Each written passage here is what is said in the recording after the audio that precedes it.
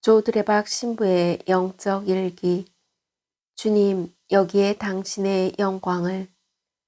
제가 어느 본당에서 구역 미사를 하는데 저 구석진 골방에 방문이 빼꼼 열렸다가 닫히곤 하였습니다. 점점 제 마음이 이상해졌습니다. 그래서 미사를 봉헌하고 나서 수녀님과 신자분들을 보내고 나서 저만 남았습니다. 그리고 형제님과 자매님을 불렀습니다. 혹시 저 방 안에 누가 있습니까? 그랬더니 자매님은 눈물을 흘리고 형제는 방 안으로 들어가서 한 아이를 데리고 나옵니다. 보아하니 증상이 심한 장애가 있는 아들이었습니다.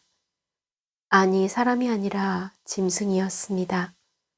아이가 저를 보자 반가운지 저에게 오면서 우우하고 소리를 지릅니다. 형제가 막자 그냥 두라고 했습니다. 그리고 자초지정을 들었습니다. 자기가 남부럽지 않게 살지만 저 아들 때문에 늘 근심이 떠나지 않는다고, 아무리 돈이 많아도 기쁨이 없고 아무도 모르게 5년 전에 이곳으로 이사 왔다고.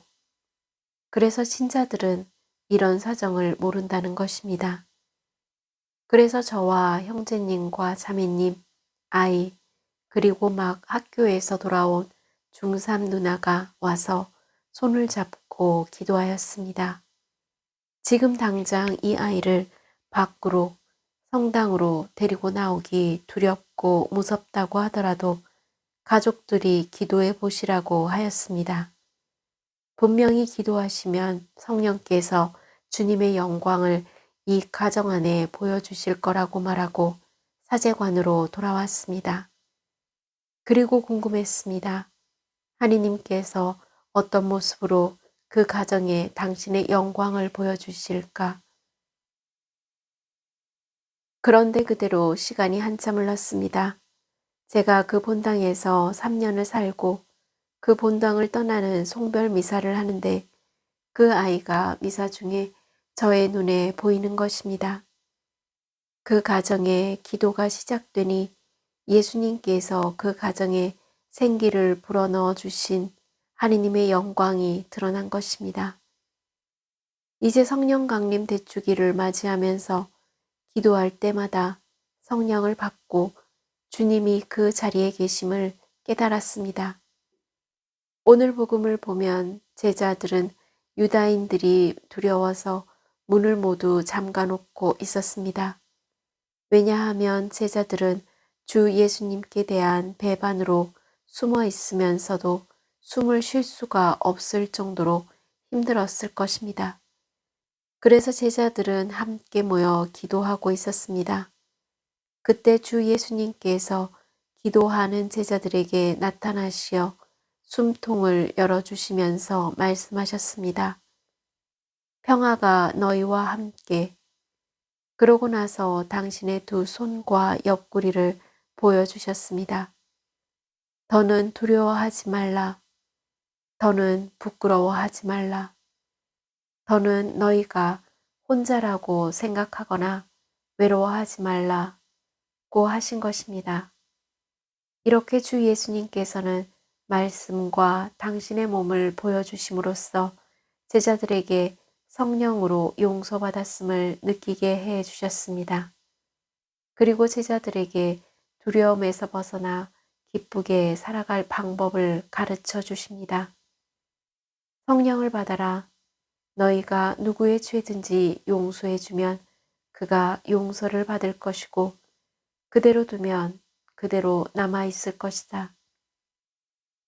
이렇게 제자들은 유다인들이 두려워 골방에서 문을 잠가 놓고 기도하면서 성령을 받고 주 예수님께서 함께 하시는 영광과 주님께서 주시는 기쁨을 맛보게 됨을 깨달았습니다.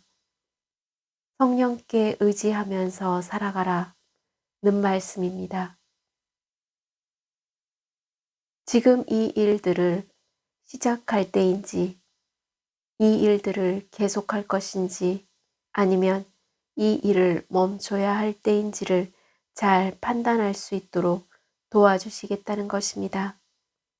그래서 성령 강림이란 예수님을 믿는 저희 모두에게 축복의 날입니다. 왜냐하면 예수님께서 저희 각자에게 숨을 넣으시며 너는 이제 성령의 사람이다 라고 도장을 찍는 날이기 때문입니다. 그리고 하느님을 향해서 감히 아빠, 아버지라고 부를 수 있도록 초대받은 날이기 때문입니다. 사랑하는 고우님들, 요한복음 2장 카나의 혼인잔치에서 물을 포도주로 변화시키는 예수님의 모습을 기억하십시오. 예수님은 그냥 포도주를 만드신 것이 아닙니다. 물독에 물을 채우라고 하셨습니다. 거기에는 물독이 6개가 있었습니다. 6은 사람의 숫자입니다. 하느님께서 제6일에 사람을 만드셨기 때문에 물독이 뜻하는 것은 사람입니다. 그래서 사람 속에 물을 채우라 라는 것입니다. 물은 말씀입니다. 예수님께서는 그 물을 포도주로 바꾸신 것입니다. 다시 말하자면 예수님께서는 사람이라는 물독에 말씀이라는 물을 가득 채워 놓으면 그 물을 포도주로 변화시켜 주십니다. 그 포도주는 성령이십니다. 그러므로 물을 포도주로 바꾸신 카나의 혼인잔치 기적은 예수님께서 성령을 통하여 하느님의 영광을 이루어 주신 일입니다. 반드시 고우님들도 주 예수님의 말씀을 듣고 말씀에 순명하면 성령을 통하여 충만한 은사와 열매를 맺어주실 줄로 믿습니다. 아멘.